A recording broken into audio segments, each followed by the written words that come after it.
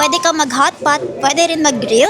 Dito nga yan sa Moonhay Hot Pot and Grill. Tara, try natin. Nag-visit nga kami sa SM North branch nila. And super laki ng space nila dito. And meron silang mga seat for solo. And meron din for sharing. Meron na din silang only rice, only drinks, only fruits, only ice cream. And you can also make your own dipping sauce. Pero syempre, let's talk about their food. Top of all, ang ganda ng experience dito kasi nga naka-conveyor belt sila. And yes, pwede ka nang mag-grill and hot pot in one. And talagang no hassle kasi kukunin mo na lang sa gilid mo yung ingredients na gusto mo. For the dipping sauce, I recommend paggawa kayo ng signature sauce nila. Masarap yan. And sobrang nagustuhan ko yung mushroom soup. Masarap din yung mga meat nila, especially yung beef. And gustong gusto ko yung Taiwanese sausage. Must try din yung cheese balls nila, bestie. Tapos, ididip mo sa dipping sauce. Overall, I can say, masarap yung broth nila and quality yung meat. And super plus points pa sa experience. Kaya kung gusto mo ng grill and hot pot in one, try mo na, bestie!